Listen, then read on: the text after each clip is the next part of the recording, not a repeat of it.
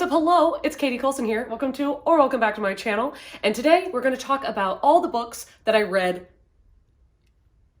in April. Yeah. Oh my God. In March. Oh my God. Let me just show my fucking self out. That was embarrassing, but I'm not going to edit it out. We're not redoing it. It's not happening. We are going to be doing this a week before March ends because I have makeup on today. So I decided to film. I am currently doing some Patreon sprints with Aaron and Mel and Olivia. And Olivia was like, you know, you need to film. Like, you've got a lip on. What are you doing? So I'm here. Hello. So I'll insert a clip at the end of books that I finish in between this day and the end of February. But as of right now, I've already read like, pretty sure like 23 books. So we need to get right into it. The first 5 books I read, I'm counting as 5 books because they are 5 books and Goodreads says I can, but that is the Mindfck series by St. Abby. I physically read it. Can you believe it? Who am I? What am I doing? McKay shoved this down my throat and I'm so happy he did. I have a whole reading vlog for this if you want to go watch it. It's spoiler free and it was such a wild ride because by this cover and by the covers of the individual books, it looks like it's smutty, like dark erotica. It's not. It's not. This is a hardcore, like, good for her revenge storyline. Like, this is intense, okay? So this is about a girl named Lana, and something happened to her in the past, and it takes a very long time to figure it out. But it's worth it. Something very truly horrific happened to her when she was a teenager, to her and her brother, and she now, all these years later, is under a different identity and is going down and hunting down and murdering in torturous ways the men who have hurt her. So she's doing all of this, you're trying to figure out why, how she's getting away with it, how she murders them, and how she, like, the whole plan of hers. But then she meets an FBI agent named Logan, who is an FBI agent who is tracking down serial killers. And he's trying to find her, but doesn't know it's her. And she's really good at getting away with it, like, honestly. Okay, here's what I'll say. Out of the 5 books, when I read the first one, I was like, what is the internet talking about? Like, what are y'all talking about? This is terrible. The writing, horrific. So bad. This is cringy. Terrible. But then I kept going because everybody said it was really good. And nobody else believes that the writing sucks. So everybody's like, no, this book is 5 stars. I'm like, okay, listen. The story is 5 stars. The writing is not. You cannot prove to me otherwise. Like, she had action. You know, she had intent. St. Abby, like, had a freaking goal. And she got there. But her methods were a little sloppy. For the first 2 books, I was like, who cares? And in the 3rd book, all of a sudden, there's an overarching plot that ties everything together. What? St. Abby? What are you doing out here writing Kindle Unlimited series and it have all this plot? I'm confused. I feel like people saw the covers of this and probably started reading it and were mad because there's like literally no eroticism at all, but then got invested and loved it. And I'm gonna tell you, I love Hadley. I love Jake. Love Lana. Lisa can choke. If you've read this book, I'm literally like, I wanted her to die. She was so fucking terrible. But anyway, the ending of this book was fucking screaming. I love the ending. The epilogue, the best epilogue I've ever read. I was like, wow, St. Abby really did that shit. So if you want to go watch that vlog, you can. And I'm going to stop talking about it because the entire internet is talking about this. And then I listened to the audiobook for Sex Cult Nun on the recommendation of Erin from Booked and Busy. I watched her live show and had it kind of stuck in the back of my brain, even though I watched the whole live show. Like, they spoil stuff and I didn't even care. I was like, I want to know this experience. So I saw the cover in a Barnes & Noble and was just mesmerized, still planning on getting it in my possession at some point. But I saw that the audiobook was on Libby and I waited for it. It came in and boy, oh boy, is it a fantastic audiobook. Like, I would definitely suggest listening to the audiobook. This is about a girl who her grandfather was the founder and runner of the Children of God, which is a religious sex cult. And oh my God, it's intense. Like, it is so intense. Like, I kept like calling Grace and being like, you're not gonna believe this shit is real. You're not gonna believe it. Like, I seriously kept reading it being like, there's no way this stuff happened. Like, how in the world are there people that lived these lives? And she is the granddaughter and she lived in this cult until she was like an adult. And then when she finally broke out of it, she's telling her story and the shit she saw, the shit she had to do, things that were done to her, horrifying. horrifying. Basically, this religion was using sex as a motivator. Like, this is how they charm people into getting into their cult. And this is how they it was just this whole thing. I'm not even gonna go into it because it's disgusting, but oh my God, 5 stars. What a fucked up book. And then I guess I read The Paris Apartment by Lucy Foley. Lucy Foley just isn't for me, okay? I tried it, I read the guest list, didn't care for it. Read this, cared even less. No, this book is bad. Like, don't waste your time. Don't waste your time. It's just convoluted, it's messy. It's not good, okay? This is like set in like a apartment complex where this girl goes to meet her brother, but then her brother's not there, her brother's missing, and everybody in the apartment complex seems to know something about it, and she's trying to figure out what happened to him. It was so not good. The Maid by Nita Prose. So I actually listened to the audiobook without having the physical book first. I reread it later in the month, but this is about Molly the maid. I would take a fucking bullet for her. I love Molly. She's my favorite character of the year. I'm literally obsessed with her. It's not specifically labeled in the book, but it is pretty obvious that she is at least on the spectrum of autism and that she does suffer from OCD as well. And it really causes her to not really understand like social cues and like metaphors and stuff like that. She doesn't really understand like facial expressions, if people are lying or not, and she relies on her grandmother to kind of decipher the world for her. But at the very beginning of this book, her grandmother has recently passed away and she's trying to navigate life without her. And she walks into a hotel room and sees a dead body of a very like wealthy man. And the way that she reacts to it leads the police to think that she was involved, even though she wasn't. And it's basically like she's getting wrongfully blamed for this murder. So a group of people that work with her or around her kind of come into this case to help or hinder her. And it's just like a big maze of confusing social cues and the innocence of Molly and how people will take advantage of her or will help her based on their motivations. And it is very sad. I gave this 5 stars. I listened to the audiobook. It made me tear up. It was so good. There's like a point in the end where I was like, no! I was like, oh my God, I did not see that coming. So I loved it. It was so cute. And I gave it 5 stars. I read The Atlas 6. I listened to the audio, which is a full cast narration. I highly suggest the audiobook. It's very good. And I'm actually planning on rereading this soon when I get a hardback so that I can annotate. I loved this. This is a case of like, this book is so overhyped, but it's really good. And I do feel like it's hyped for a reason. This is following 6 characters who are going to these basically like trials or whatever to become guardians of the Library of Alexandria, which of course everybody thinks is gone, but spoiler alert, it ain't. And they need people to watch over it. But the curse or like mythos or whatever is that they have to get 6 of them together and they have to kill one of them. Like one of them has to die. And then they can be basically initiated into this membership, into this gang, this clique, whatever. It's magical. Each one of them has a different ability and each one of them kind of pair off with, or can bounce off of each other with these abilities. And it's basically trying to figure out like who's the best team, like who's the weakest link. They've got to go and then they will join the society. There is going to be another book. I am so freaking excited. I need to reread it because I feel like even though I wasn't listening to it quickly, I still listened to it too quickly. Like I really enjoyed this. I really did. And that plot twist in the end, I did not see that coming. I did not see that coming. I was confused.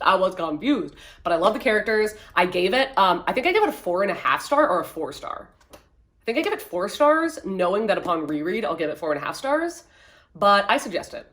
Ace by Angela Chen. This is a nonfiction about asexuality, and it really goes so deep. And like someone who is asexual myself, I learned things about myself that I didn't even realize. Because what she's saying is how like, your gender, your race, your wages, you know, and where you live, like your religion can all impact you in asexuality. And how like one of the things was that how white women between 22 to 25, I think is what it said, are the most common, like that's the most common people to come out as asexual, because it's harder to come out as an asexual if you're a man, because then you're absolutely broken, because men are, that's like every man is supposed to want to have sex. Obviously, they're supposed to be so horny all the time. And then if you are, they was talking about like black women are like, well, we can't come out as asexual because they're so heavily sexualized, and like Asian women are so heavily sexualized that it's not a possibility to come out as asexual, because that would even further instigate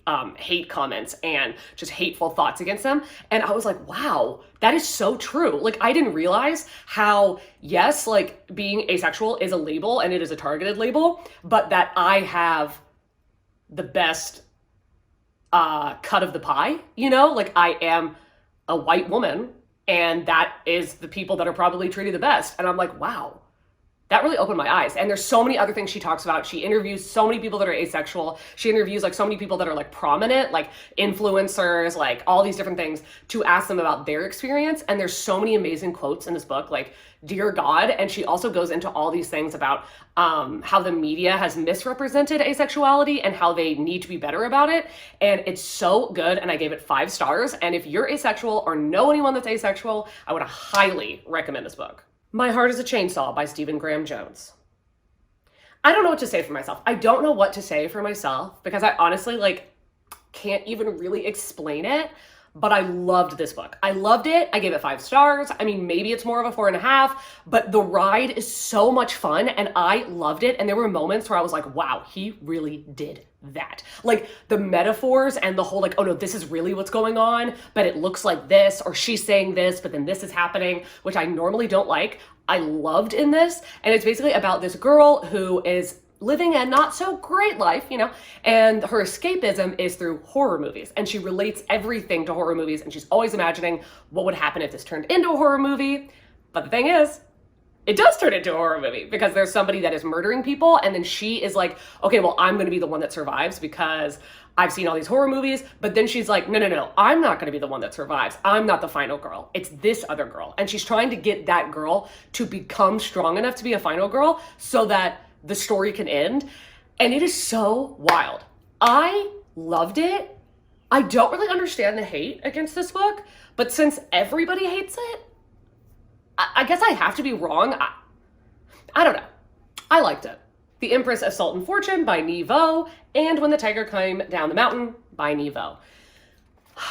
These are so pretty. Look how pretty they are. They're tiny, pretty. I soft DNF'd this last month after getting halfway through, and then I finished it this month and I read half of this and DNF'd it. When I read this, I had no idea what was going on, and even after finishing it, I still really didn't understand the point of the book and what was happening. And then halfway through this book, I was like, I don't like this. I don't get it. And there was a couple patrons that were like telling me what it was about, and I was like, I don't even care. I wouldn't want to read that story if somebody told me that was what the book was going to be about. And it's like magical surrealism. It's very lyrical writing. And Grace read this book, I believe, and said, it's not your thing, don't read it. I didn't listen to her. I bought them, I read them, and she was totally right, and she knows me better than myself, and I just need to listen to her. I read The Overnight Guest. I truly do not remember who wrote it. But honestly, like, who cares? Because it was fun, it was fine. It was a fun time, but I'm never going to remember this book. Like, this is one of those books that I'm going to be like going down the aisles of Target, see it, and go, have I read this? And go to buy it, and then at the last second check my Goodreads and realize I've already read it and put it back on the shelf. Do you know how many times I do that with thrillers? The ones that are just like, oh, it's fine, and I just move on. Like, good God. So this book, here's the thing. It has one of those like completely just unbelievable twists. Like, I'm not going to say what it is, obviously, but to me, I was like, there's no freaking way. Like, there's no way. Like, I get that there's a lot of things in books that like wouldn't happen in real life. Like, I mean, I read fantasy, hello, but like, it's still fun or like believable in the context, but in this context, absolutely not. Okay, so what it is we're following 2 different timelines, and basically we're following this girl who, when she was younger, her sister was kidnapped, and nobody knows what happened to her. They've been looking for her ever since, and then now it's died out and nobody's looking for her anymore. Then we're following the present timeline, which is like, I think 15 years later, and another girl has gone missing. So you're trying to figure out like what's going on, and the girl who, it was her sister, is like trying to detective Nancy Drew this case. And you know what? You really had me in the beginning. You had me in the beginning because there's like a very intense, like, you're following the little girl who's kidnapped, and her like trying to escape, and it's so like, oh my God, it's tense. It's so tense. You're like, oh my God, I want her to get away. Like you just feel bad. But then it just got ridiculous in my opinion. But it was still fun. Like I'm still gonna give it 3 stars. Like it was fun, fine, cool, whatever. But again, not rememberable. Not rememberable. Not, is that a word? Not memorable. And then I DNF'd the Christie Affair. I got like, I think either 67 or 70% of the way through the book, and I was struggling. Like I just did not care. I didn't care, and it wasn't the book that I thought it was gonna be. I'm not saying the book is bad, but it was not interesting enough to gather my attention to even like find out what happened in the end. And as I was reading it, I was forgetting what I was reading as I was reading it because I just did not care. It's like supposed to be about those 11 days when Agatha Christie went missing, and I thought we were gonna be following that storyline, but we're not. We're following Agatha Christie's husband's mistress. I don't care about her. Like I don't care about her life. I don't care about her relationship with Agatha Christie's husband. Like I didn't care. So I DNF'd it. Under the Whispering Door by TJ Klune got a whopping 1-star review from me. I hated this. I hated it. Like, I really did not like this book. I can't think of like one nice thing that I liked about it. Like, I really can't. And it's not that it's like problematic. It's just a bad book. Like, the book is bad. It's bad. Like, the writing, I don't understand. How are you going to take the same tropes, basically, the same tropes as The House on the Cerulean Sea, reuse them, recycle them, but execute it terribly? Like, did he devolve? Like, I don't understand how he wrote a stunner that is The House on the Cerulean Sea, and then a year later writes this. It's so bad. Like, okay, so you know how the trope in the beginning of The House on the Cerulean Sea, where you have a character who's very like stalwart, very stubborn and strict and following the rules, and then you follow them as they kind of break out of that and become more adventurous and loving and warm. Great, loved it in that one. In this one, our guy Wallace, he's a dick in the first chapter, like a dick. Like not even like, oh my God, he's redeemable. I'm like, no, disgusting.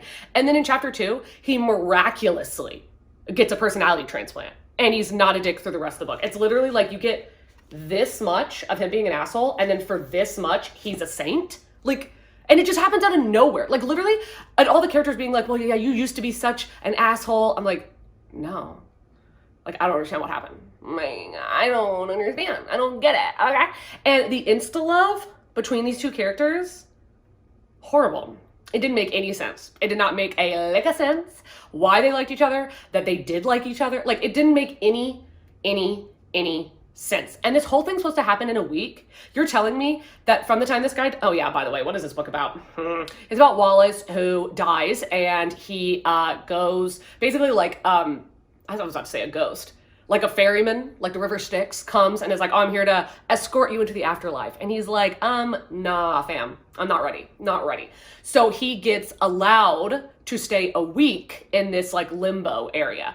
And it's like, you can stay a week, but that's all the time you get to adjust, and then you're getting shipped to the underworld. So he stays at this tea shop that is owned by a guy that he falls in love with, apparently. And in 1 week, literally the stuff that happens in 1 week, I don't believe it. I don't believe it. TJ Klune, what are you doing? I did not like this. And another thing I didn't like about this is I hate when there's a character that's like God or a god, and they take the form of a small child, because that's such a cop-out. It's such a cop-out. It's basically so that this godlike character can do really messed up stuff, but then we as a reader is supposed to like let it go, or think it's funny, or think it's cute because it's coming out of the mouth of a small child, and it makes it seem like they're innocent or naive. No, they're not. That's just the form he's taking on to fool you. And I don't like that. It's lazy. It's lazy writing. I don't like it. I did not like this book. I didn't like it. I'm being so mean right now. I'm being so mean. Okay, I'm gonna stop talking, but I gave it 1 star. Not me saying I'm being so mean and then jumping right into an even more scathing review. And I don't feel bad about this review. I don't feel bad about it. Like, this is 1 star. This book is terrible. It's horrible. It's disgusting. I don't understand. I need all the names of all the Book of the Month employees who read this and allowed it to be one of the picks. Like, I don't understand. Like, am I wrong? Like, after you hear me talk about this, if you've read this book and liked it, like, tell me what I wasn't understanding. Like, tell me how this was okay. It's Vladimir by Julia May Jonas. Okay, this is about, we're in the head of a woman, wish I wasn't, but I was, and I finished the entire thing. It's not that long. I wanted to finish it to see if anything redeemable is going to happen, and it didn't. So we're in the head of this college, like university English professor, and her husband is also a professor at this college. Now, here's the thing. She is so image conscious, like so image conscious. She talks about her body every single page and how like she is old and disgusting and why would anybody want her, like over and over and over and over and over again. And I'm like, I get that people have those thoughts, but like, can you shut up? Like, oh my God. Okay. Because like reading it, I'm like, I got it the first 30 times, but now it's been 100 times. And I'm like, now you're frustrating me. She's 58 and her husband is 62. And basically when they got married, she knew that he was a cad, as she called it, and that he was never going to be faithful to her. So she tells him in order to keep him, because she doesn't think she'd be able to do it, she tells him it's okay for them to have like an open relationship and sleep with other people, even though she doesn't do it. Because she thinks she's ugly or whatever. But her husband takes full advantage of that shit, let me tell you what. But here's the thing. Do you know who he has sex with? His students. His 19-year-old students is who he's having sex with. And she sees no problem with this at all. She sees no problem with it. And then all these allegations come up. 28 different students all come up within like a month and say they were sexually assaulted by this man. And she is a rape apologist. She is a rape apologist. She's literally like, to their face and in her head is like, well, whenever I was in university, I would have liked to have sex with one of my professors. Like I was like sexualized them too. So why can't these girls just like be grateful or like be sexually liberated? They're 19 and your husband is 62.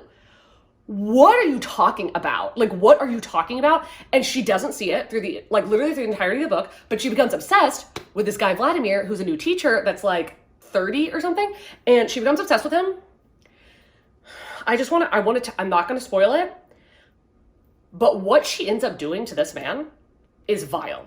It is vile, it's gaslighting, it's manipulative, it's kind of torture. Like it went from, oh my God, you're a rape apologist, this is gross, to Annie Wilkes, like real fucking fast. And I hated every single second of this book. Actually, a good way, okay, the first line is, when I was a child, I loved old men, and I could tell that they also loved me. Like, do I need to say anything else?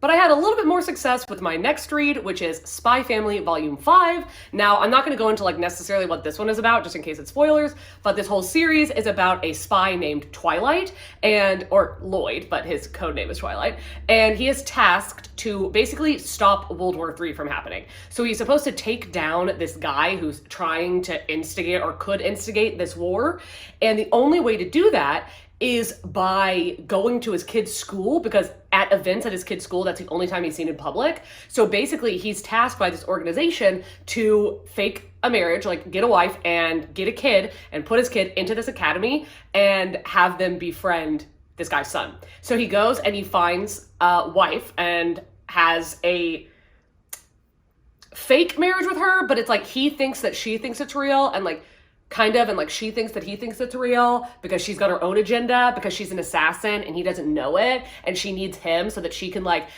have a better luck like following through with her missions, and he needs her for his mission. And then they adopt a little girl, Anya, who's the freaking cutest, from an orphanage, but they don't realize that she's a telepath.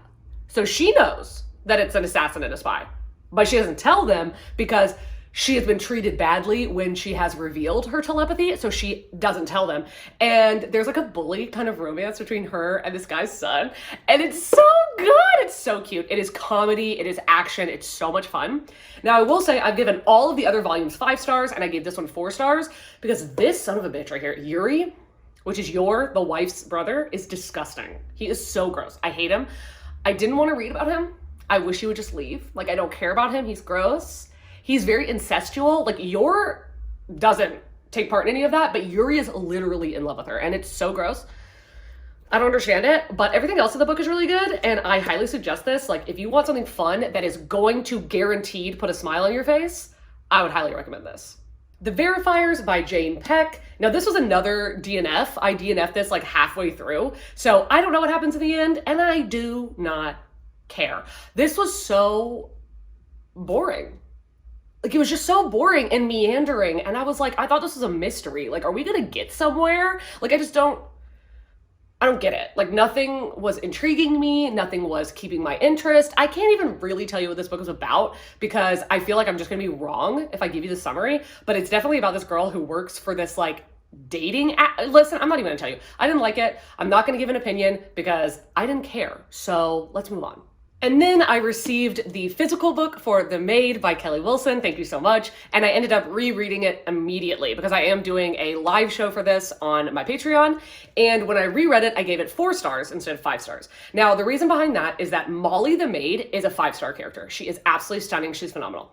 But there's a couple things. One, the epilogue is way too long. It's way too long. It's absurd how long it is. And to be honest, the mystery isn't good. Like, the mystery of this book is not good. But the character is fantastic. Like, Molly is amazing, and then the doorman, fantastic, love him. Like, the cleaning guy, amazing, beautiful, stunning. Like, all of them are so good, but the mystery is really lackluster. So I ended up giving it 4 stars. And then I finally got around to reading Hench by Natalie, Zina, Walschots. I have had this book on my TBR for so long, and I'm so glad I finally got to it.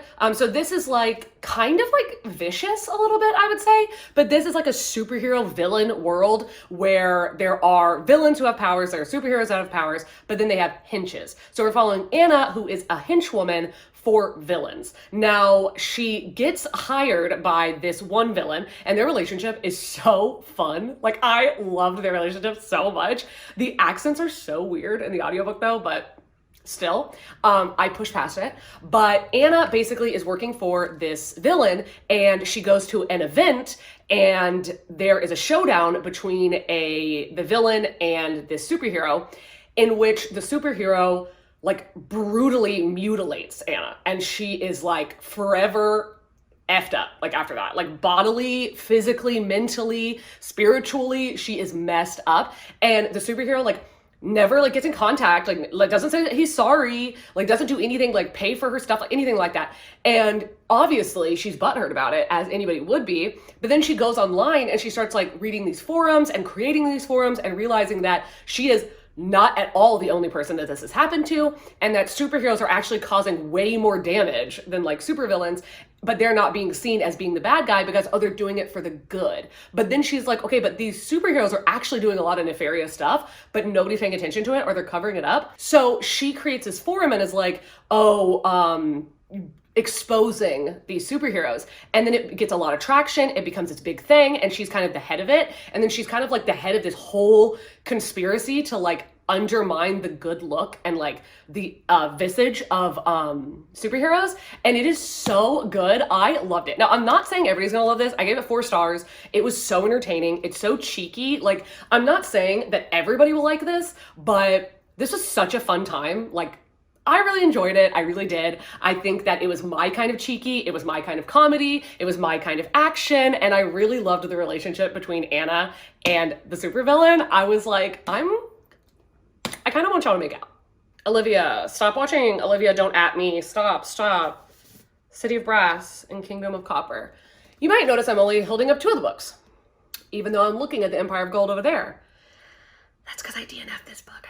Okay, here's the thing though. I am not going to rate these. I'm not going to give these ratings because I just don't feel right doing that, because I honestly, like, I read the first half of this twice, and then I had to message Olivia and have her explain to me what was happening just to finish the book. And even then, I was like, why am I reading this long of a book and not understanding what's happening? And then a bunch of people online were saying either it was boring and I didn't like it, or that, yeah, the first book is boring, but it gets so much better. And I was like, okay, listen, we've been there, obviously, with the Mindfck series. So I continued to Kingdom of Copper, and I read the first half of this book twice, and I realized that upon the second read of the first half, I understood mostly what was going on, but that I didn't really care. And I was like, I don't think I'm gonna start caring if I've already gotten a book and a half into a 3-book series. I don't think I'm just gonna all of a sudden become invested if I'm not invested in any way up until this point. So I love these books. These covers are so gorgeous. I wish I loved them. I have been trying to read them for years, but it's just not my thing. And I don't think I'm ever going to try to reread these, because this is like my 3rd time trying to read these, and I just don't vibe with these books. I read The Night Shift by Alex Finlay. I think is his name. It's something close if it's not that specifically. This is supposed to be about these like ice cream parlor murders, and it's like, oh, these like teenage kids at this ice cream parlor that were murdered, and then it's like years later when like another set, or no, it's about a girl that went missing a while ago at this ice cream parlor, I think. I'm getting confused. There's two different timelines, so I was like getting confused on which was which. But then a group of kids is murdered at this ice cream parlor, and you're like, okay, what's going on? Like, oh my God, is it connected? Like, what's happening? Here's the thing. This book is atrocious. It's so bad. It literally made me mad. It made me angry. We have two main characters, okay? One's a therapist who decides she's just gonna Nancy Drew this case all of a sudden. And then we have the actual FBI detective for the case who's trying to find a teenage murderer, okay? But this woman is 8.5 months pregnant with twins, or a little bit over 8.5 months pregnant. And she's an FBI agent trying to solve a murder case where she's like actively going out on the field, sometimes alone, because she has poor impulse control and is not smart at all, and is purposely putting herself into climactic situations just so they can be dramatic. And her husband, it's so annoying because her husband's like that overly doting, like, oh my God, how are my babies? I'm gonna barf, like, thank you. The car outside was like, yes. It's disgusting. It's disgusting. It's so gross. Like, he's just like, ugh. And she refuses to leave work. And I'm like, yeah, okay, I get it. Like, you can do whatever you want, but I just do not believe, one, the FBI would let you do that they would let you go on the field, and that it's possible that you would still be doing this job, especially at this pace. Like, I just don't understand. That doesn't make any sense to me. But here's the thing that pissed me off the most. Alex, the author, okay? He uses the word pregnant or belly every single page. I shit you not. If anybody has the ebook of this, please look up how many times he uses those words, because I can't even begin to describe. It's literally every 5 seconds in the audiobook, he was pointing out that she was pregnant. Did you think I forgot, Alex? That's kind of a weird thing for her to be. I didn't fucking forget. I didn't forget. And every character's pointing it out. And I get it. Like, I get why they would. But every character's talking about it. And it's not in, like, a meaningful way. And it's, like, not even, like, we're getting subconscious of her, like, thinking things that are, like, interesting to hear. No. And she's also, like, in my opinion, or actually, factually, she is a complete narcissist. Like, she doesn't even really care about these kids. Or her husband. Doesn't give a shit about her husband, that's for sure. But the kids, she's, like, throwing herself in the line of fire, basically. And then, like, there's at one point where, she's basically throwing herself in the line of fire, and she was like, oh, she can't feel her twins kick for like a while, and she's like, oh wow, well that's like upsetting. Like, it's the most like, oh, what do you mean oh, what do you mean oh, like I'm being so mean. You don't understand, you guys, whenever I'm making these videos, when I'm doing this, I don't realize how rude I'm being until I watch it back, because when I'm saying it, it doesn't feel like it's that rude. And then when I watch it back when I'm editing, I'm like, Katie, people are gonna be upset. So I'm sorry if you like this book, I really am, but I hated it. Let's go to an upswing. I read Middlegame by Seanan McGuire. I actually ended up reading this very quickly because I was just so immersed. Like, I really loved it. Now, the first like 40%, I was like, okay, this is reading like a 4-star. This is good, but it's not really giving everything that it could give, you know? But here's the thing. Everybody told me that the audiobook is terrible when I was already that far in. And I was like, oh, okay. Because I'm like, if I still feel like this is a 4-star, even though this audiobook sucks ass, then this book is probably actually 5 stars. And it's because the narrator is so bad. Like, so bad. The weird ass accents that she uses for Reed and Lee are terrible. Like, it sounds like Igor and Frankenstein's monster. Like, Reed or Lee, whenever Lee's talking, she'll be like, what is that? What are you doing? What? Like, well, I don't get it. And it's never explained. Like, in the book, it doesn't say she talks weird. So I don't know why anybody let this narrator do this. We'll never be reading anything by this narrator again. She tried to ruin the book. Thank God I persevered. But at the 40% mark, when the character Aaron becomes more a part of the book, I was invested. Like before that, I thought the storyline was good, the characters were good, but it's kind of like in the Mindfck series where when Hadley became a bigger deal, all of a sudden I was sucked into the story. I love Erin. Oh my God, she's amazing. Oh my God. Okay, what is this book about? We're following a set of twins, Roger and Dodger. Now, they have been created by these alchemists who, this guy is this alchemist and he's trying to create this creature that will be able to like take over the world. It's almost like he's trying to create like a supercomputer in people. And the only thing is that when he tries to create it, basically the brain is too big and the person just dies. It doesn't work. So he has to split it into a left brain and a right brain. So he has a set of twins and he keeps doing this experiment over and over again. So he creates these twins and one of them is math and logic and the other one is language and like art, I guess. Well, I don't know if I'd say art, but language. So we have one of the characters who can learn a language like that, can understand everything, can read super fast, remember everything, can translate texts, all this stuff. And then we have the girl character who is an amazing mathematician. Oh my God, I only have 1 more minute before the sprint ends. Oh, okay. So they are pulled apart because them growing up together, they will not create their own identity and they need to do that. So they split them up, send them to 2 different continents. But they are too strong and they have this like twin telepathy where they can talk to each other in their minds. And when they're growing up, they've never been sure if they're crazy or if this person is real. But then when they come into contact with each other, all this weird shit starts happening and this organization that works for this guy is trying to pull them apart and all this crazy shit is going on and they're trying to like battle this guy and it's so good. I'm obsessed. I loved it. I'm gonna give it 4.5 stars, but I'm going to reread it when I get the physical book. I have 20 seconds. I'm gonna reread it when I get the physical book and annotate and hopefully give it 5 stars at that point. But Mel, you were totally right. Kayla, you were totally right. This book is spectacular. Okay, I'm back. So even though as of this second, that's all the books that I've read for March, why do I keep wanting to say April? Like, what's my deal? All the books I've read so far in March, that is 23 books. I am currently almost halfway done with another book. So I'm halfway through 2 books actually. So you never know. By the end of the sprint, I might be popping back in with makeup on. We'll see. But other than that, you might be cutting directly to a makeupless Katie to talk about the rest of the books that I read in February. Let's do it. Oh my God, are we actually cutting to me with makeup on? Like, what? Did not see that coming. This is a twist. But I just did the Maid live show on my Patreon. I did it with Olivia and that was really, really fun. And I'm actually, you already know, I'm on reading sprints with Olivia right now. It's like, this is my personality now. Like, this is all I do now. It's my life. But I'm going to talk about the books that I finished since last week when I filmed that wrap up because I did read quite a lot. The first thing I did on those sprints that day was I read Extraordinary by V.E. Schwab. This is like set in the same universe and everything as Vicious and Vengeful. It's about these EOs where basically like when you get a life-altering, what am I thinking of? A near-death experience, you will, based on that near-death experience, like the last thing you thought, you will get some sort of like superpower, basically.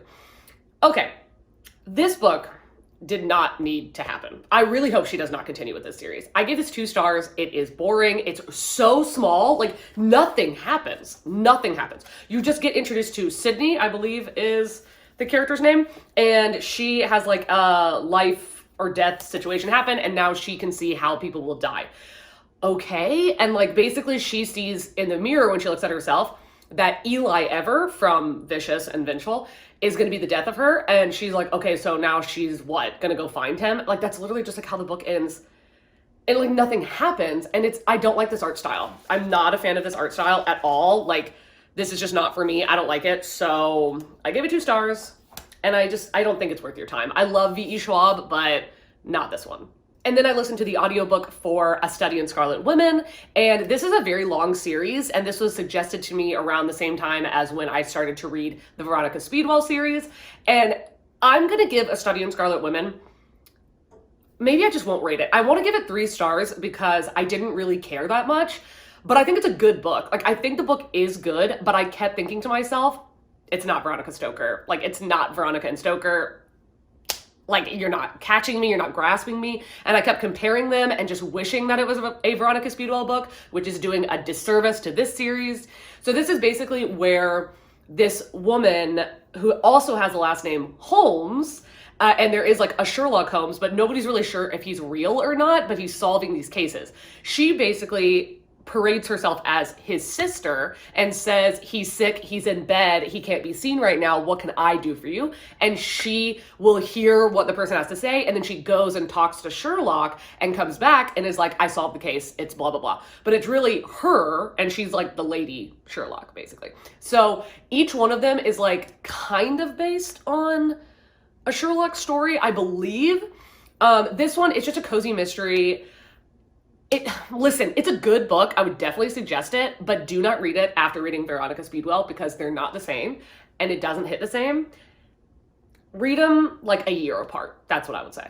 I physically read A Fig for All the Devils by C.S. Fritz. I love this cover so much. Like, if you can tell, it's like death and then it spans over and his cloak becomes a boy. So this is supposed to be where we have a very young boy whose father just died and he is going through a massive amount of grief. He is having a very rocky time and with his mom, and his mom gets together with this new guy who's very abusive and terrible. And you have that relationship between the boy and this boyfriend, the boy and his mom. And he is met by Death, because when Death comes to take his dad, the boy sees him, and Death is not used to people being able to see him, so he takes that as a sign that this boy is going to be the new Death. So basically, the Grim Reaper will be Death for 1,000 years, and then they pick somebody new to take over and become Death, obviously. So he picks this little boy. Now, here's the thing. I love, like, the chapters are super short, and I love that each chapter, like, the title starts in a different font, and it just looks really cool. And there's a lot about this book that I really liked. Like, I think the writing is really good, and I think the talk about grief and death is really good. But there's also things I really didn't like about it, so I'm gonna end up giving it a 3-star. The things I didn't like was that the Grim Reaper is so immature and quirky, and I'm like, you have been Death for 1,000 years and you talk like this? Like, it's so, just so quirky and like annoying. Like that, like, oh, he's like constantly like eating McDonald's cheeseburgers and like asking like, do you have any video games? I'm like, you're 1,000 years old. And he was an adult man with like a wife and child when he became Death. I don't get it. Anyway, not only than that, but the ending, I did not like the ending. It was very Hallmark movie. I did not like that. I do think this book would be for a lot of people, but it wasn't for me. And I want to thank Alexis who sent this to me. I'm really glad she sent it to me because I'd never heard of this book before. And I'm proud of myself that I physically read it, because physically reading, you know, is very hard when you have the ADHD. But yes, Alexis, thank you. But unfortunately, I'm going to give it 3 stars. And on those same Patreon reading sprints that I was talking about, I was sent the audiobook by Ashley for Other People's Clothes. Now, this is a debut, and this is a book I had literally never heard of, never seen, never heard of the author. I was like, oh, okay. And I didn't look up the summary, and Ashley was like, you don't need to. Like, I got 70% of the way through this book and thought, Katie has to read this. And she hadn't even finished it yet. And I started it that day and finished it the next day and messaged her, and her and I were messaging back and forth, like, what was your favorite moment, blah, blah, blah. I loved it. Like, I really want to get a physical book of this and annotate it because it's amazing. Now, I do think that there are specific tropes where, like, if you're into that kind of thing, you'll like this book. And if you're not, it might not be for you. The best way to describe it is like if Amanda Knox was the main character in Cabaret. That's what this book is like. Okay, so we have a wild concept summary of this book. So we're following our main character, who is a college-age girl. She is a fashion student, and her best friend has recently passed away.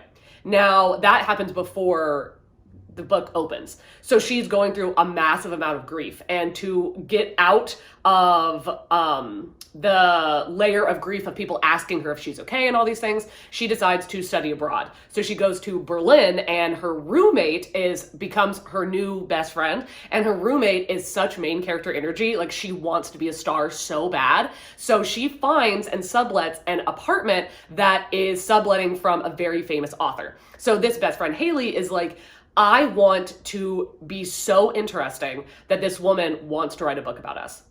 And the woman, like, the author, they believe that she is sneaking into the house and spying on them and that she is writing a book about them. So they open up a nightclub in the apartment to like be interesting. And I don't know, it's just freaking wild. But shit like takes a turn that I wasn't expecting, was not expecting. And it was very wild. Like, okay, here's the thing. For the first 80% of this book, there's like no plot. It's just all good writing and characters. And I'm a big like plot-based reader. And I was like, there's really no plot. It's probably gonna be 4 stars because it's really good, but there's no plot. And then when you get to the plot, you're like, what? What are you talking about? What's going on? So I really enjoyed it. I would definitely suggest it. The audiobook is really good. And I would also say that there is a lot of talk of bulimia in this book, and it is written, you know, very vividly. It's very well written, but if that's a trigger for you, you might not want to pick it up. And then also, every like character in this book is gay, and it's like so amazing. The main character is a lesbian, and she is like iconic. Or she's bisexual, but like mainly leaning toward women. Iconically gay. It was amazing. Okay, anyway, I was gonna give it 4.5 stars, I think, and then maybe upon reread, I might give it 5 stars.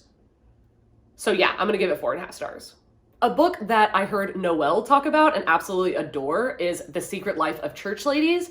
This is a very short audiobook. It's 4 hours long if you listen to it at like the normal speed, which clearly I don't do that. But this book is a series of short stories. I believe it's 9 short stories, and they're all following Black women in the church who want to, UPS is outside.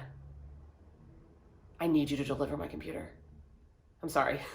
I'm sorry. I'm getting a new computer and it said it might get delivered today, and I'm like freaking out because it also said that yesterday and it wasn't delivered. Anyway, hi, what are we talking about? The Secret Life of Church Ladies. It's like about these Black women in the church who want to divert from being good and what is seen to be good. And a lot of them are gay. Love to see it. Love to see it. Love to see it. And it's like about either like maybe they're gay and them choosing to be closeted. They're gay and they choose to come out and the repercussions they deal with that. How they go about being gay in the church and not getting found out and all of these things. And it's just so stunning and beautiful. And I'm so happy that this book exists because it's written so well. And like seeing a whole book about Black lesbian women, like I can't handle it. And it's like, it goes there. If you think it's just like, oh yeah, I'm gay. No, it's like going down on girls, making freaking peach cobbler and then going down on a girl. It's like, it gets there, it gets there, it goes there. It is so good. I'm gonna give it 4.5 stars. Okay, for the last book that I read for this month, it is Temper by Layne Fargo. And okay, I need to make a PSA. Erin from Booked and Busy, she always recommends me books that she hasn't read. And every time I'm like, you cannot recommend me a book you haven't read. How are you gonna tell me that I'm gonna like it if you haven't read it yet? And every freaking time, she nails it. Every freaking time she does. How does she do it? How does she look me in the eyes and then look at the book and just know it's gonna vibe? Like she just knows it, okay? And here's the thing. Temper does not have that great of ratings on Goodreads. I think it's like a 3.8 maybe, like max a 3.8. I'm giving it 5 fucking stars. 5 fucking stars. I loved it. I loved it. But here's the thing, PSA, secondary PSA. If you're not an actor and you're not like heavily into a theater atmosphere, theater environment, if you've ever been in theater, then you're not gonna like this book if you're not an actor. Like, in my opinion, you probably won't like it, and you're definitely not gonna believe it. Like, people are gonna read this book and think, this is outlandish, this is crazy, like, actors don't do this, like, they don't take their jobs this seriously. Yes, they do. Yes, they do. I'm not saying all actors, like, we're not saying all actors act like this, like, not by far, but there is a subcategory of method actors that are like this. And let me tell you a secret, okay? So when I had first moved to Georgia, I was taking acting classes. I was like doing film and TV and stuff like that. And I got accidentally into an acting cult for a while. And I didn't recognize that it was a cult for like a hot minute. And let me tell you, the shit that happens in this book in Temper, I have seen with my own eyes. I've seen with my own eyes. Like the things that happen in Temper, I literally have seen shit like that happen. Like, I have seen in class with this guy who is a cult leader, I have seen him put a real gun to somebody's head to get them in the right headspace for a scene. A real gun. Sorry, UPS is loud outside. Hopefully they're loud because they're coming to my house. Okay, now that's just a Camaro being loud as shit. We have so many distractions in this video, and I'm not gonna edit them out because why would I do that? Hello. Okay, so I have literally seen like the teacher would be like yelling at somebody on stage in front of a giant audience, telling them that they're worthless, that they should have killed themselves, that like their parents don't love them, nobody cares about them, because he wants them to cry believably. And these are people who are like depressed, like suicidal. And I'm like, somebody is gonna kill themselves because of what you're doing. And crazy. Like, I've seen an actor on stage grope and make out with his female partner, scene partner, without consent because he said, I just felt like that's what the character would do. And the teacher was like, guys, temper, it's real. It's realistic. It's realistic. Okay, what is temper about? Hi. It's about a female actor who is working at like a summer camp teaching drama, but that's not what she wants to do. Like, she wants to be an actress. And there is a local theater program that is run by this woman and this man, and the man is known to be like hella a method actor, and like he'll get you there, you know? And she goes to audition for this character who's going to be like his wife in the play, and he picks her even though his partner, like business partner, is like, I don't think so, but he sees in her that she's like that kind of crazy too, like him, and he's like, I want to get you there. And the shit that they get into with these acting scenes,